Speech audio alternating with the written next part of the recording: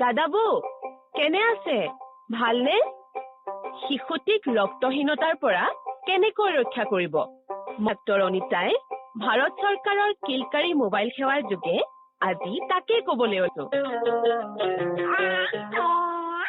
দাদাবু আপোনালোকৰ কণমানিটোৰ হেজাৰ বিপদৰ সম্ভাৱনা থাকে তাৰ ভিতৰত এটা ডাঙৰ বিপদ হ'ল ৰক্তহীনতা কাৰণ ইয়াৰ ফলত শিশুটিৰ মানসিক আৰু শাৰীৰিক বিকাশত বেয়া প্ৰভাৱ পৰে আৰু সি হৈ পৰে দুৰ্বল আৰু এলেহুৱা তেন্তে তাৰ কাৰণে কি কৰিব শিশুটিৰ খাদ্যবস্তুৰ তালিকাত সেইবোৰ বস্তু অন্তৰ্ভুক্ত কৰক য'ত আইৰণ থাকে কিয়নো তেজৰ পৰিমাণ বৃদ্ধিৰ বাবে আইৰণৰ প্ৰয়োজন তেন্তে মন দি শুনক শিশুটিক কি কি খুৱাব লাগে পালেং শাক বুট মাহ সয়াবিন সেউজীয়া শাক-পাচলি ভেদাইলতা পদিনা সামান্য পৰিমাণৰ তেতেলী নেমু আৰু ফল-মূলো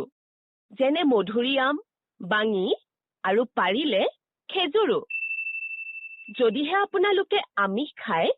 তেন্তে মাছ আৰু মঙহো খুৱাব পাৰে এইবোৰৰ পৰা শিশুটিয়ে প্ৰচুৰ পৰিমাণৰ আইৰণ পাব ইয়াৰ পিছতো যদি শিশুটিয়ে ৰক্তহীনতাত ভোগা যেন ভাৱ হয় তেন্তে আশা বা এএনএম বাইদেউৰ সৈতে অনতিপলমে কথা পাতক তেওঁলোকে বুজন পিতৃ-মাতৃ যিয়ে শিশুটিক প্ৰচুৰ পৰিমাণে আইৰণযুক্ত আহাৰ খুৱায় আৰু সকলো তথ্যৰ বাবে কিলকাৰী সেৱাক আঁকোৱালি লয়